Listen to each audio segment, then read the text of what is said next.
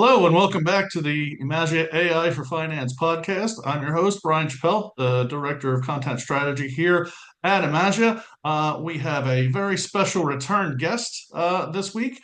We have Mark Shank from KPMG. He was one of our first ever guests on the program back in 2024. Of course, Mark is a principal, the U.S. Google Cloud Platform Leader and Banking Sector AI Lead at KPMG. He has an extensive background there. I think you've been there for about 12 years now, if I remember correctly. Before that, Mark was vice president of digital experiences with a firm called Synergy. Mark has been, very big on AI innovation and various platforms in that area. So, without me, blabbing on too much, people want to hear you talk. So, why don't you just I guess for people who may not have seen that first episode, just give a little bit about your background and interest in AI as it applies to business functions right now. Awesome. Thank you, Brian. It's great to be back. The your intro did a pretty good job. I have a career in software development, Fortune 500 companies, really turned towards AI pretty strongly during the machine learning revolution in the late teens. And then, we thought that was a big deal, and then Gen AI happened, and that has been a whole order of magnitude of a bigger deal, and has really pivoted this whole exercise away from it's a lot less data science and it's a lot more engineering and build. And so it's been a lot of fun. Certainly been reinvigorating intellectually and professionally to get engaged in such a kind of moment in time, and really glad to be here. And it's funny, I didn't realize that was 2024 last time we talked. A lot has changed since then. So it's a very different world than it was. Indeed. So let's pick up there. Since we talked, when we talked, then we were just kind of talking about people sort of kicking the tires and even CFO level type people just sort of getting an understanding for AI as it could be applied to business functions and whatnot. And here since then there have been a lot of buzzwords. There's been a lot of hype, and now it seems like the topic people are landing on most is agentic AI and agents for business purposes. So let's focus on that. And with that said, so many finance organizations already heavily invested in automation and RPA and various other stuff. From your perspective, what fundamentally changes if and when agentic AI is implemented more into the mainstream in the day to day, and what should CFOs and finance transformation leaders sort of need to understand about that shift before they embark on it? A lot changes. So you mentioned something earlier, which let's go straight at that, right? Which is we've done automation before, and that is the crux of the business case for a lot of the value, particularly from a finance perspective, right? So this is a back office function. It's viewed by most businesses as a cost center. And so, automation is a big part of the play. It's not the only part of the play. We've done work with finance where we're improving working capital and we're improving other metrics where they can have a positive impact on the business. But it is a big part of the story. And so you're like, well, hey, I mean, I've done RPA before. I've done this. I've done other things. And this generation of technology is significantly more advanced. So when compared to traditional RPA, that thing you implemented, 6, 7, 8, 9 years ago, it is much less fragile, right? So your traditional RPA, you have to write a script, and then if something underneath that script changes, then the script breaks, and you have to go back to the RPA engineer and get them to recreate the script or recreate the recording that generated the script, or whatever, right? And so number one, agentic automation is much less fragile. It's more resilient to change. When I'm working with one of these, if the system that it's integrating with changes, I don't necessarily have to make any changes in the agent, right? I change the tools that I give the agent to do that work, and the agent adapts to the new tools that it has available to it. And that's a really big deal, right? Something that's resilient to changes in the business all of a sudden makes this automation, it makes the candidacy for automation in regards to, capability and what it can do from a business perspective. But fundamentally, at the end of the day, if you've built an automation business case before, then you can build an agent business case, right? I mean, that's really that's really what it is. So people shouldn't get intimidated about it from that direction. In regards, it's like, look, if I have X number of people working a business process and I pay them Y, and it how can I get X and Y to go down? So what changes? But it's so much more than just automation. So that's kind of like a first order effect, right? Where, like, okay, I can just look at this like RPA that works a lot better. Neat. All right, cool. I'm going to go in. I'm going to drop this in to automate some of the existing processes. I used to have a boss that would say that's like paving the goat paths instead of building a highway or something, right? Like, you don't just take the wildlife trails and pour pavement over them if you want to traverse a mountain. You lay the groundwork and build a road. So the approach for going in, looking at, what can I change? How can I change it? The idea that these agents can be proactive, and this is something that has really hit the cultural zeitgeist in a big way in the last couple months. Maybe you've heard about like OpenClaw or these claw bots that are out there, and that really isn't that big of a step technologically. And Anthropic's added this feature in their co-work product where you can schedule tasks and things like that, where you can really just say like, look, every day at this time, go and look for this thing, and if there's some work there to do, then go do the work, go make it happen. The but this relatively simple concept turns into a real paradigm shift, because you can also give it vaguer directions, right? You can say, look, every 15 minutes I want you to go and look across all these things, and if there's something there to do, go do it. And at that point, if it's looking every 15 minutes, and when it finds something it takes about 15 minutes of work for it to do, all of a sudden it's working all day, and you have an AI agent that's proactively looking for work to do and then proactively doing work. The models have gotten good enough where they can do things that we really didn't see them being able to do. We're like, oh, okay, cool, they can write code, but like, can it really build me like a really good visually appealing PowerPoint presentation, like something that can really tell me a story and build in graphics and do all these things? And just in the last few months, that has become very true. That has become, as a consultant, I've spent a lot of time in my career building slides, and I don't have to do that anymore. And that is amazing. Like, that is such I, a I bet you that's big enjoyable. it's such a big quality of life improvement for me that I have that I have really internalized, where I can just have a conversation with an agent, ask it to research things, it goes away. I work on something else. I come back to it 30 minutes later. It's like, hey, I found all this research. Do you want me to cite this report? Do you want me to cite that report? And here's our outline. What do you think?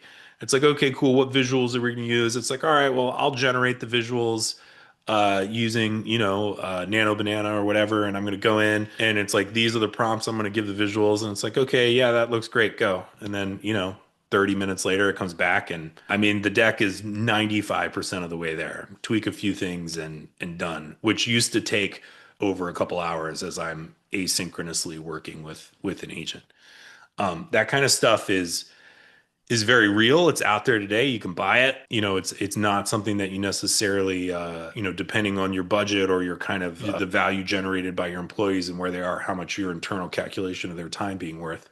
Do you want to, how much do you want to spend on these kind of things? It's there, and it's only going to get cheaper. Yeah, I'm glad you brought up the example of the slides, and you kind of already slid into our next question, which was going to be about what are some of the well suited sort of I guess, use cases for people to use. But with the slides thing, it kind of gets back to a topic that we talk a lot about when we're out speaking at various conferences and whatnot, and that it is, this kind of frees you up from the least skilled and most time consuming tasks you have to do, so that you can work more on analysis, you can work more on stuff that moves the needle, makes your company more money, and helps with cash flow, all that kind of stuff.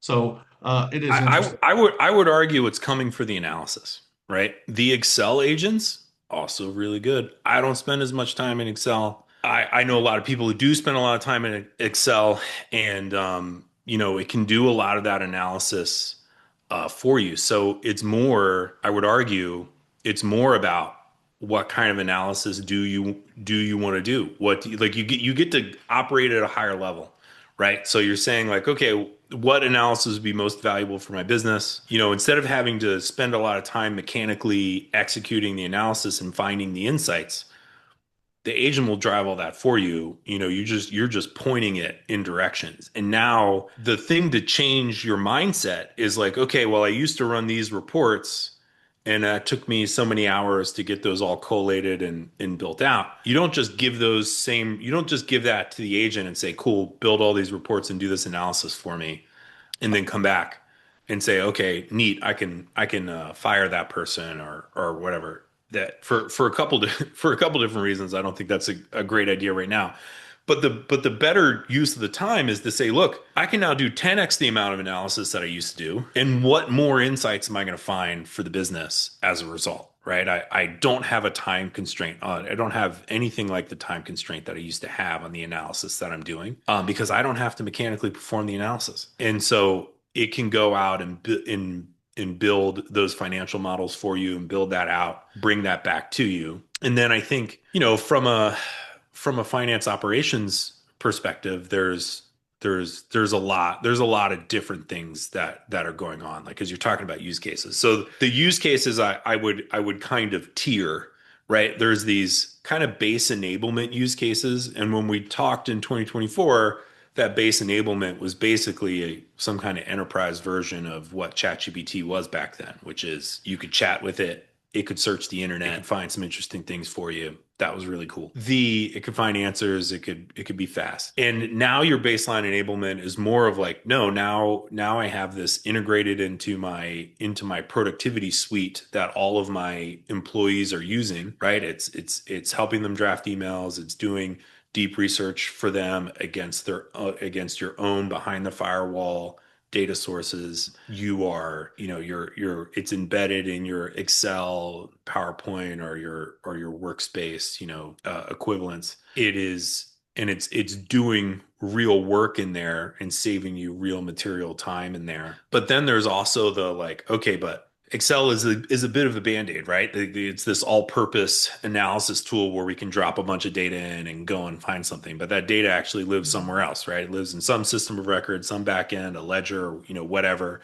So what about those systems that are integrating with the ledger, right? What about our customer to cash process or procure to pay, or all these other kind of functions? There's a lot of agentic work going on in those, in that part of it too. And that, kind of gets split up into like, so low code is such a popular term for like this simply scripted stuff, or it's almost not code, or it's configuration. You can do it in the UI. And so we call pro code as your traditional, what you think of, somebody who got a computer science degree, build. So it's like you would build AI agents, bespoke AI agents that would go in and automate these end-to-end processes for you.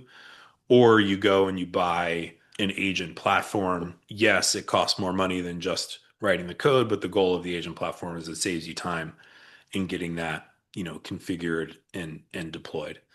And we do both of those things with clients, and have that kind of stuff going in finance functions. It goes all over, right? And so in those kind of scenarios, there is just kind of the straight up business case around the automation that I talked about earlier. But there's also things, I mentioned like working capital, right? Like if I can if you're getting in pricing disputes with your business clients, right? Like, can I have an AI that's investigating the dispute? What's the customer's claim? Is there validity to that claim? Did we actually make a mistake, or are they wrong? And collecting, like helping you work through that dispute, and getting that resolved, and getting getting paid, or giving or changing the invoice or whatever, and working through that. Work on like the credit side of, like, how much product do I actually ship to a client before they've paid? Like, how am I determining their credit worthiness, and what do we actually, what kind of liability are we willing to incur with them? These are areas AI agents can build this stuff out and help automate these processes. There's all kinds of spaces where big forward-thinking organizations are building this automation into the finance function. So you mentioned, employees and, our whole staff is using this, et cetera. So buy-in is obviously important anytime there is a technological shift, and obviously people can be adverse to change. So this kind of puts the, finance leaders and supervisor types on the spot a little bit. So, you know, how do they go about, sort of orchestrating and integrating their human teams that they're keeping on board and these AI agents together? Does this call for some kind of huge shift in operating models to keep up with this, or is it perhaps a little simpler with that, as long as there's some explanation and some upskilling and just some honest conversations at the beginning of the process? I think the way I would answer that, I guess there's a couple things I would want to touch on. Its capabilities is rapidly evolving. So if we build an operating model based off what it was capable of in 2025, that's different than an operating model based off what it's capable of in 2026. And then even then, it's kind of a hypothesis, right? You have to implement it, and then you optimize it, and you realize what works and what doesn't, and you start to move. I think the practical advice is you do have to kind of internalize and accept that this is an era where there's going to be continuous opportunity for improvement to a degree that hasn't been true since maybe the internet kind of came around as a tool, and things started just going digital and getting out of paper. And so that what you're looking at now is, do the things that make sense, right? Like I was talking about earlier. If I can be really if we're running up against credit limits on our clients, then can we find a way to safely extend more credit, and build a process that optimizes that? I'm going to have a material positive impact on the business, one of these metrics, and I can build my team around that new process and approach. I think that as it does get mature, I have lots of hypotheses, that people will become more generalist, and they'll go, kind of where the human work is needed across the org. The other thing, and you kind of touched on this, you didn't go there all the way, but I'm gonna act like you did, which is, we get a lot of questions around, like, the virtual employee. And so when you are dealing with, and so obviously people are people, we're great, and we don't work that way. And so while it's very true that AI agents can be can be capable of doing work that you had people doing in the past, that doesn't necessarily translate to, like, the equivalent teammate, right? It's not this kind of one for one ratio, because I might need 10,000 of those agents for an hour a day, or for 20 minutes in a day, and then not need them at all, right? They're not a teammate, like, sitting around. You can build them out that way if you want, right? Like I talked earlier about this kind of proactive AI that's out there. You can build them that way, but that's not really how they scale. We shouldn't get tricked into thinking about them that way. But that does change the way you think about the work that you have to do, right? So, let's just for easy math, right? Let's say that you process 100 invoices a day, and you have a team that can process 100 invoices a day. and you're getting these invoices in, but you're moving through them 100 invoices a day. In an AI agent world, you could get 1 million invoices tomorrow and you'd have them all processed before anybody got into work that day. Because in AI, like I just said, you can spin up as many agents as you need, you can process the work, you can get it done, you can turn it over. So this whole idea of like I had this pipeline of work and people moved it through, you now think about those pipelines very differently, right? If I can scale kind of super wide, what am I going to have those people focus on, and how are they adding value? Because you don't, I would say, like, you don't want to leave the technology unsupervised. It's not completely the you want that human involved in the process, but that human can add so much more value than they used to. Well, you mentioned value add, and you mentioned earlier opportunity to improve. I'm glad you kind of hit upon this because I kind of wanted to see, as you probably know, there are a lot of people in back office finance that feel like maybe they don't get as much of a voice as maybe somebody in the sales team or somebody who's a hotshot developer or somebody that's, in the highest rungs of the company and has the CEO's ear. So in this era where things are changing, you know, is this sort of an era of opportunity for those people to sort of change the dynamic of how their job and how their role is viewed at all? And is this a way for some to get educated and make the business case for how this is going to help and maybe get their seat at the table that maybe they haven't had before? Yeah, I think you hit on something uh really really smart there in that um yes, this is an opportunity for people to be more strategic and to find ways to add more value to the business, for them to be able to exercise their perspective and their insight, their intuition and judgment so much more, because they're not having to mechanically work through the analysis that they would have had to be spending so many of their hours during the week in the past, right? So if that gives you the ability to communicate more effectively and to bring more valuable insights to the business, then I think that is a great way to get that seat at the table, as you outlined, and that really kind of elevate people in their role.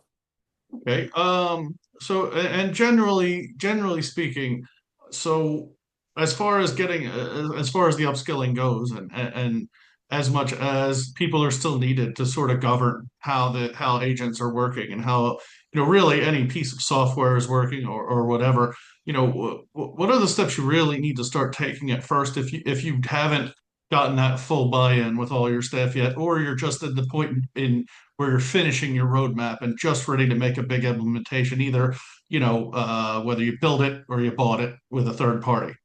I'd like to answer that by saying how you don't get started. The most common mistake that we see is everybody, just lining up with a list of use cases. Like, hey, we've got 900 use cases. We surveyed everybody and we think we have 900 use cases for AI. This is what we want to do. How help us prioritize this list and figure out how much it would cost, or what do we implement first and what can we start building, et cetera. I don't think that that's a great approach.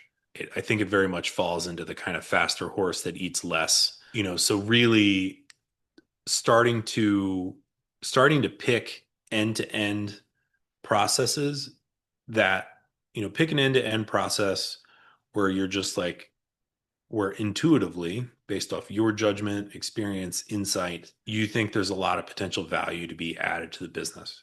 If your organization could just get so much better at that process, we could unlock so much more value and start looking end to end, and how you can really bring the technology in to that kind of whole value chain, automation all the way through.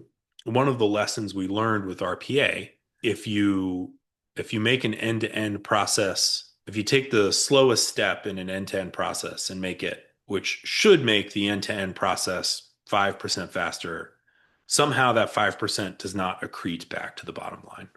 We saw that over and over again, that like if you really weren't looking end to end, those kind of piecemeal efficiency gains that you would just kind of slot in because somebody was annoyed they had to do this work and they didn't want to do it anymore. It never really efficiently accreted to the bottom line. Let's remember that automation lesson that we learned and look at end-to-end process.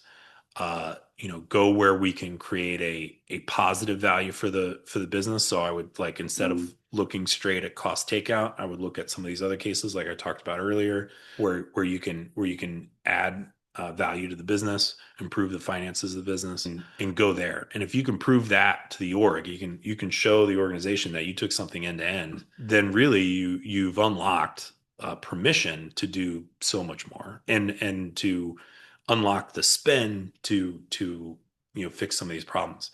We have a lot of clients who have been living with data issues. Like it's common refrain, right? Our data is so bad. We have bad data. It's so challenging. Our data is so hard. We've done a bunch of acquisitions. We have this old system and that old system, but we can never upgrade it. As you start to look at what AI can do for your business, and you start to come to appreciate the capability, you start to actually make a no-brainer type business case to fix some of those data challenges.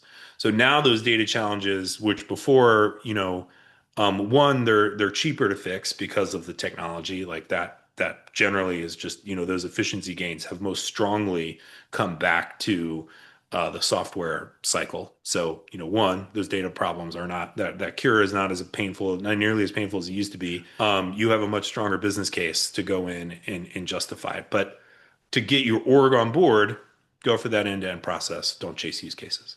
Interesting, interesting, and that that dovetails, somewhat, interestingly with some recent Gartner research that I saw that it seems maybe some are doing the piecemeal thing that you seem to think is a mistake.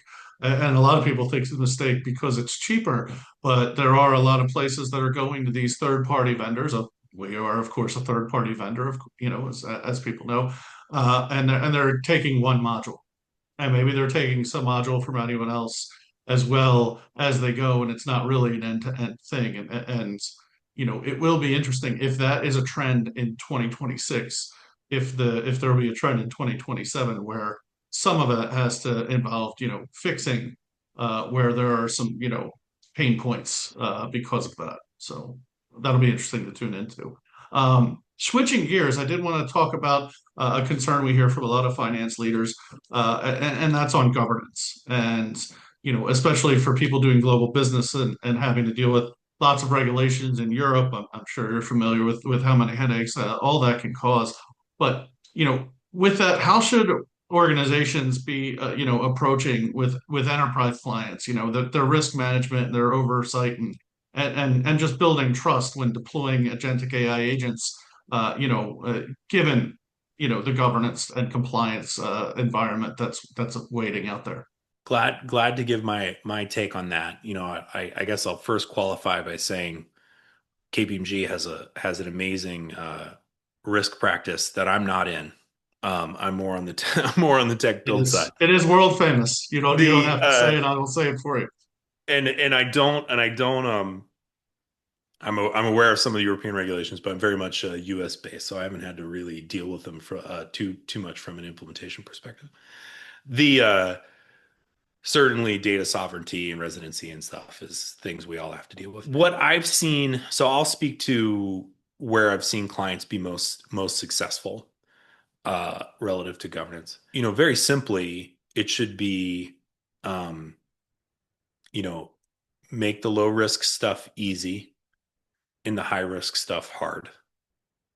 And that sounds like a very kind of obvious thing to say, but so way too many clients, their knee-jerk reaction with this kind of change is like, okay, well, yeah, sure, we can approve that, but they put so many hoops out in front of you to get some of this capability implemented that the organization itself can only process like 20 of them a month or whatever, and they have and they have a backlog of 2,000, coming in from across the company because there's so many like reviews and individual sign-offs and it has to get brought up in some committee meeting where they talk about it as a group and then they approve it and moves on. And it's just like, okay, you're only going to approve 20 of these a month. Like, how does that, how does that work? So the just creating rules and buckets for AI risk that makes sense so that you can take a lot of the kind of read only stuff, where it's providing, where it's not writing data or it's not updating data. It's trying to find the answers for you. This should be, pretty easy to approve, particularly if you build in some basic guardrails, into the systems that they have access to, uh, that like it adheres to your RBAC data. And I'm sorry, I don't mean to like get technical. It was a finance podcast, but like basically your permissions data. So by default, if I'm going to use this system, I don't get access to Brian's documents. The AI can only access the documents on my behalf that I have access to. And this is a guardrail you have built into the system so that when someone comes in and says, "Hey, I want to do this," we have this use case we're trying to implement over here.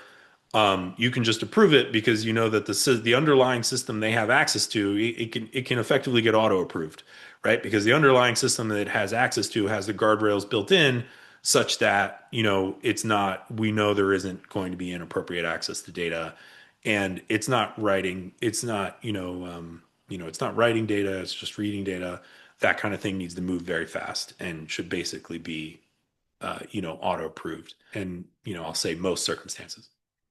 The and then as you get further along, into agents that are writing data, right, and are creating data, that you can govern those things at different layers. So similar to how I was talking about, that you would build a technical guardrail in so that I know that these reads are gonna that this data is only gonna be read in a safe way. You build in similar guardrails for how AI agents access data, how they write to data, and so yeah, that's not going to be auto approved like the case I was talking about earlier, but it can still be something that you can work through very quickly and have attested to and be able to do at scale. Okay, great. Well, I guess, so just wrapping it up here a little bit, just wanted to kind of, and I know that seems difficult with everything that's changing.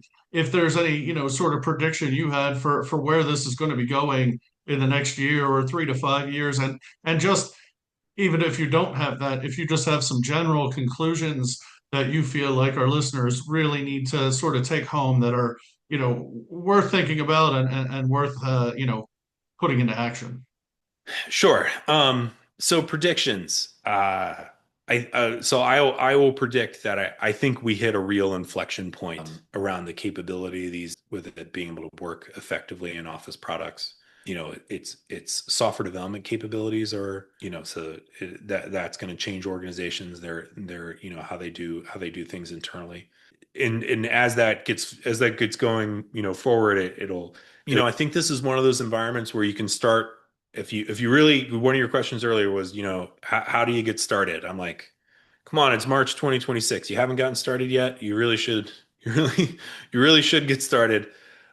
This is one of those areas where you can crawl, walk, and run at the same time. And you don't. And what I mean by that is, as you look across your org and how you adopt this technology, there's the basic stuff and the employee enablement stuff. There's the kind of the automation, and I would call that the walk. There's the automation and your end-to-end process stuff, and or that was your crawl. The end-to-end process stuff being your walk, and your running being like this. But start to learn what's going to work for you, and really start to have an opportunity as an executive or as a team to build something wholly novel and new, which is really an interesting opportunity to have in a career. Okay, good stuff. That was That was great. Of course, as expected. So I know you were incredibly busy. So thank you very much for taking time out for us today. And thank all of you at home or on your commute or wherever you're watching or listening to the Emagia AI Finance podcast. We know everybody's busy out there, but we appreciate and are inspired by your interest. We'll be back in 2 weeks with another great episode with another excellent expert from the field. I'm Brian Chappell. Thank you very much for your time. Take care.